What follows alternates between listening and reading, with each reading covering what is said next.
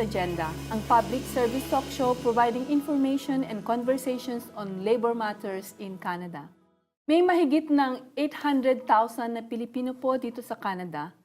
Ang Pilipino po ay economic immigrant. Ibig sabihin, ang pangunahing rason ng pagpunta natin dito ay trabaho. Patuloy tayong dumadami. Marami ang mga issue sa mga manggagawa. Kaya importante po sa Workers Agenda na bigyan po kayo ng information tungkol sa employment standards, sa Labor Relations Act at mga iba pang mga labor laws para po malaman ninyo ang inyong mga workers' rights at maipagtanggol po ninyo ang inyong mga sarili at hindi maabuso ng mga employers natin. Bago po natin ipagpatuloy ang programa, short break po tayo muna at panoorin natin ang trivia. Itong pong trivia ay tidbits ng history ng labor history sa Canada. It's trivia time. We have a short quiz for you. The working man's holiday was first celebrated by trade unions in 1882. When did the Canadian government make Labor Day a national holiday? 1884, 1894, or 1924? And the answer is, the Canadian government made Labor Day a national holiday in 1894. Ayan po ang trivia. Tidbits tungkol sa labor history sa Canada. Ang importanteng bahagi, ang interview po sa mga pangunahing mga guests natin sa araw na ito na magbibigay paliwanag sa mga issues na ating tatalakayin. So bago po yun, short break po muna.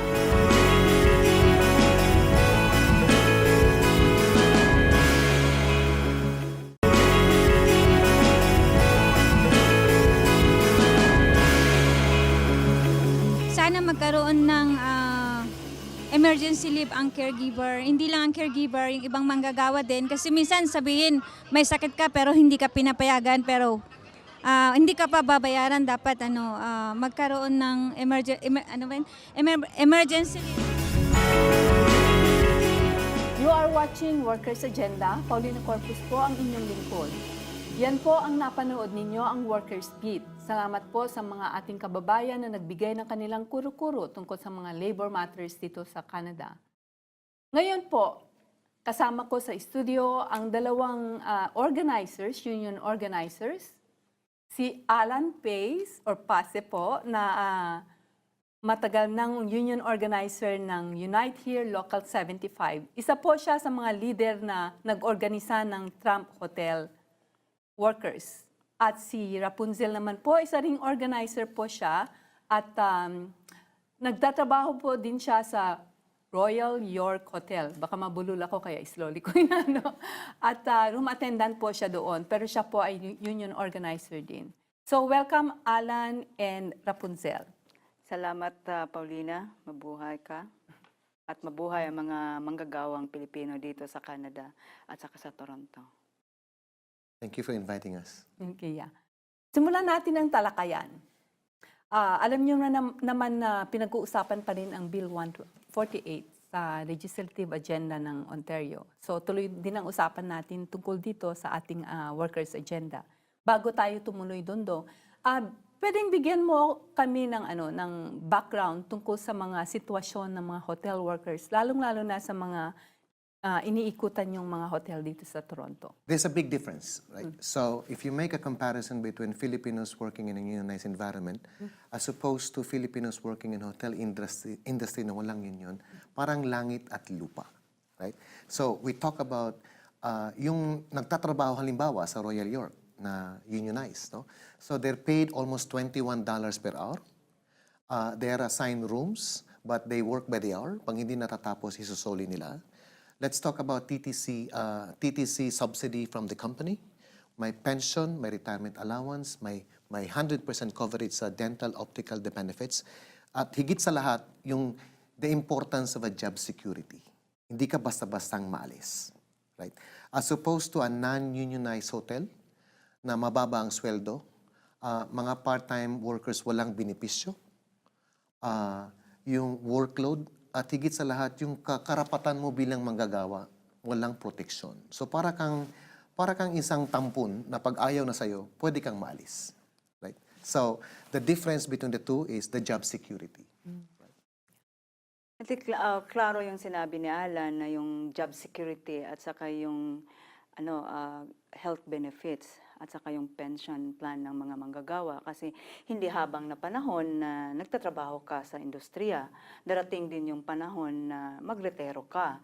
At least may may preparation ka para sa future mo. And then ang titingnan po natin din doon yung pagtatrabaho na karamihan ng mga room attendants sa hotel industry ay mga kababaihan. So, ito ang pinakamagandang trabaho. This is a good paying job in the city, right?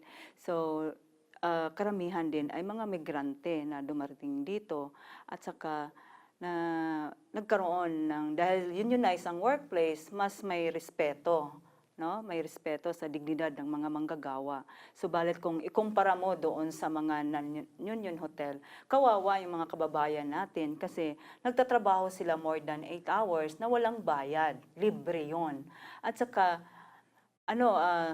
umaabot pa sa 18 or 20 rooms. So, hindi yun maganda sa kalusugan kung basihan mo ang health condition ng mga workers. Pero yun nga, dahil takot yung mga manggagawa na magsalita kasi nawawalan sila ng trabaho pag nagsasalita sila tungkol sa issue ng kanilang mga trabaho.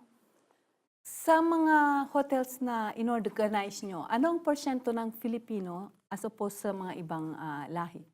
So let's just say United Local 75 Toronto because we are an international union. Okay, so in Toronto, we are Local 75.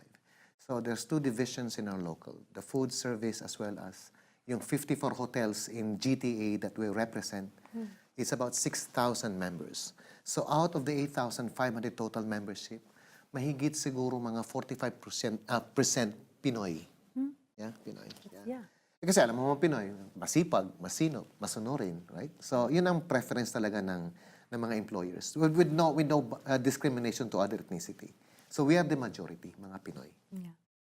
Nag-research nga ako nag-Google ako, nag-Google ako sa na tinitingnan ko ano ba yung porsyento ng Pilipino nasa hotel industry or hospitality industry. Nakita ko doon yung lumitaw sa search is maski sa ibang bansa ang hinihingi nila mga Filipino workers.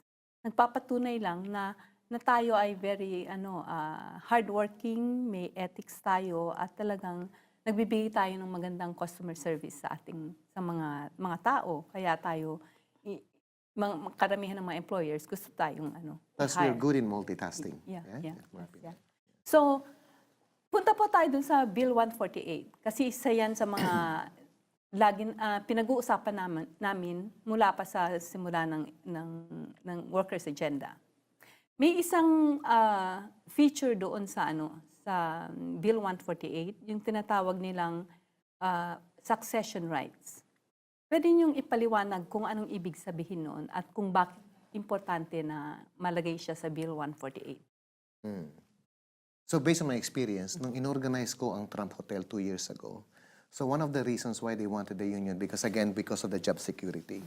So yung first contract nila, ito yung problema ng industriya eh. So, nagbabago ang may-ari, nagbabago yung brand, nagbabago yung management, right? So, it has become an epidemic in the industry na pag magbago yung brand, nawawala yung mga magagawa, right? Hindi na recognize yung kontrata. So, yun ang tinatawag namin isa sa mga standards ng Local 75, Unite Here, which is the successorship protection. Anong ibig sabihin nun? Whoever owns, whoever manages, whatever the brand, they stay. Right? So, nangyari na nga. So, Trump, as we all know, right, naging controversial. So, hindi na siya Trump ngayon. May bagong bumili. Right? So, yung kontrata namin is, we entered into a contract with 3 business entities. Yung may-ari ng building, yung may-ari ng mga condo units, tsaka yung brand. Right? So, ibang may-ari ng building, iba yung brand, iba naman yung sa condominium. So, binili ngayon ng ibang business entity. Pero, nang binili niya yung building, tsaka yung business, minana niya yung kontrata, pati yung mga manggagawa. Yun ang ibig sabihin ng successorship protection. Stop muna tayo dyan. Okay. Magbe-break muna tayo. Babalik po ang workers agenda.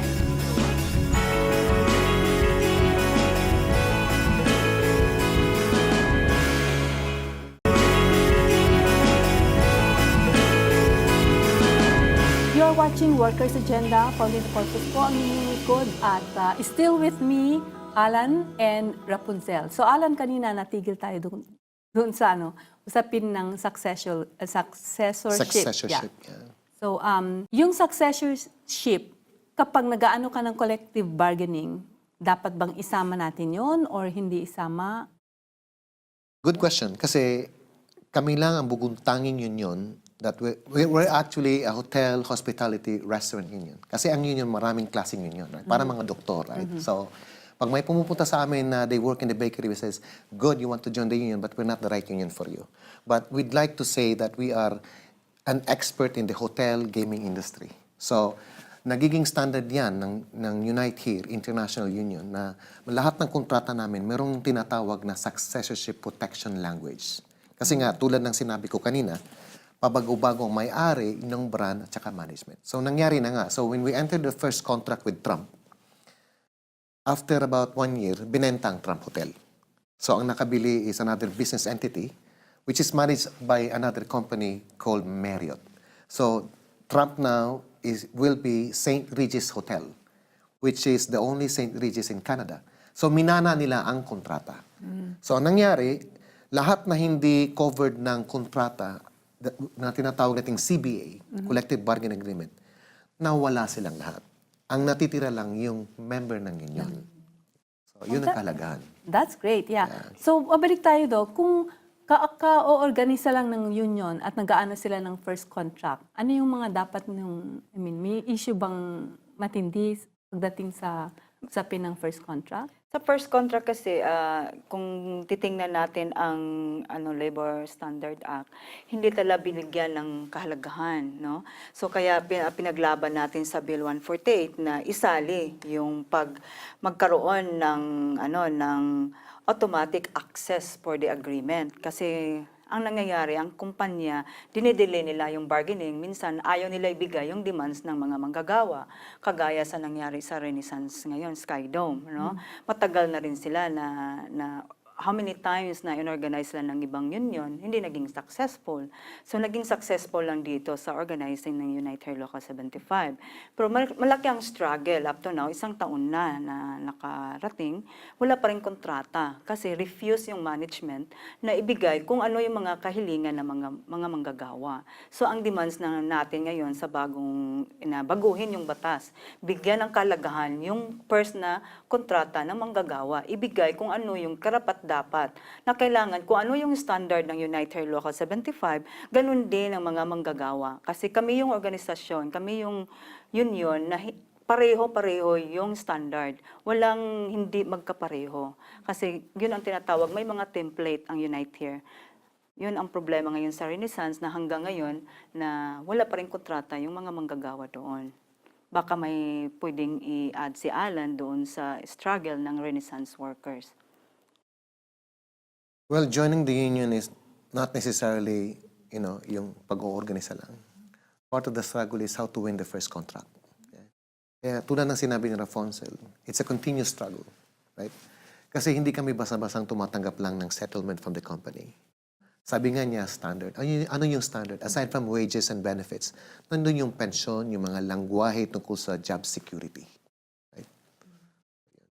So, narinig ko noon na yung Unite Here Local 75 din ay isa sa mga nagbunsod ng minimum wage. Can you tell us the story about that? Yung sa minimum wage campaign? Sabi nga nila, we're very aggressive. We're actually belligerent, but in a different definition. Kasi kami nakikibaka, we do whatever it takes to win, right? So, yung mga manggagawa, the workers that we represented, the food service workers sa York University tsaka sa U of T sa Scarborough, they were paid minimum wage. So, we strike them in the middle of winter. Right? So, walang union yata nagagawa noon. Right? So, we persisted, we won. Ang strike ay hindi napapanalo lang sa mga manggagawang lumalabas at nagdadala ng mga placards. Right? So, we had the support of the community, we had the support of other unions, we have the support of other politicians, as well as, yung support ng mga international affiliates namin. So those were the right formula to win a strike. So the long and short of the story is, nanalo nga kami. So the workers there got their benefits, They got pension and the wages from $11.45 to $15. Right? So, siguro, sinakyan ng mga politiko. So, yun ang nagiging blueprint ng minimum wage na umakyat from $11.45 to $15, luckily in 2019. Oh, that's a great story sa minimum wage. Marami pa tayong pag-uusapan, pero magbe-break muna tayo. Babalik ang Workers' Agenda sa isang saglit.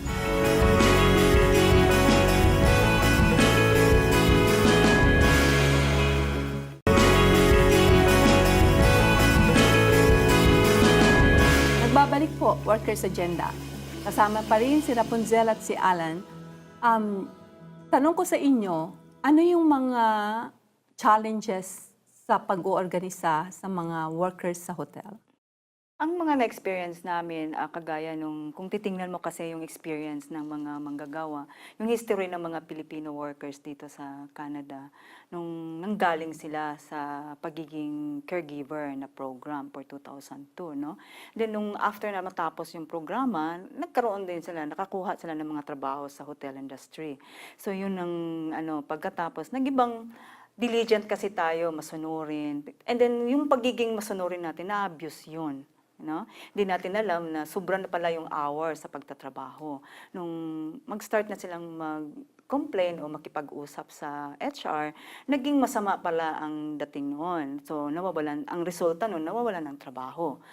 Once na na-experience yun, natatakot na magsalita yung mga Pilipino tungkol sa pag-usaping abuso ng mga employer. Ito yung mga struggle natin. Kaya kung nag-start na tayong mag-discuss about the union, natatakot yung mga workers na makipag-usap sa atin. Yun ang isang experience ko. Nakakapag-organisa ba kayo mismo dun sa hotel or kailangan nyo pang gawin yung pag-oorganisa outside of the hotel? So, when you organize a union, kasi nga dahil sa takot, at karamihan, I mean, it's a norm, right? The employer would violate whatever existing laws para mapigilan yung yun. Kasi the fact of the matter is, mas mahal magpatakbo ng negosyo na may union. Kasi mataas ang sweldo, may benepisyo, etc., etc., etc. So, usually, ang ginagawa namin is underground organizing. As we speak, marami kaming mga hotels na mga 5-star ngayon na actually we're organizing, but because it's underground, we cannot mention the names, right? So, yun. It should be underground. You build committees, you build leadership, you build relationship to be trusted. Kasi nga, at the end of the day, yung takot ang umiiral ng mga manggagawa para sumali sa union. Kasi tulad ng mga Pilipino, iba yung perception nila ng union. Kasi ang akala nila, union sa Pilipinas, you know what I mean, right? Yeah. Yung nagrarally, nakipag-away, yung ganon, magulo, right? So, yeah. So maraming salamat at alam ko kulang pa ang oras para talaga mag-share tayo ng mga experiences at mga knowledge ninyo. So before we end the show, pwede ko kayong hinggan ng mensahe para sa ating mga manonood. Ang iiwanan yung mga thoughts or tips sa ating mga workers. Siguro yung panawagan na lang na kung nagtatrabaho kayo sa mga hotel industry na hindi pa naging unionized, bisitahan nyo lang yung Unite Here Local 75 na website at huwag po tayong matakot. Karapatan po natin na i-organisa yung workplace natin para magkaroon po tayo ng job security at saka may dignidad sa workplace at saka may magandang health benefits ang hanap buhay. Well, union should be a way of life in Canada, right? Kasi for us to spend more time with our families and friends and to have a life in Canada, you have to have a stable job. If you have a union in your job, you have job security. So you can sleep well at night, right? Okay. So mas malusog ka kasi you have all those protection from the work, Tama. the stress and everything. So salamat Rafunzel at Alan. I really appreciate your presence sa show and I hope that our viewers have taken a lot of lessons at mga tips ng ating mga dalawang panauhin ngayon dito sa show. So till the next episode po next week, ito po si Paulina Corpuz, ang inyong lingkod. Mabuhay ang Pilipinas! Mabuhay ang manggagawang Pilipino!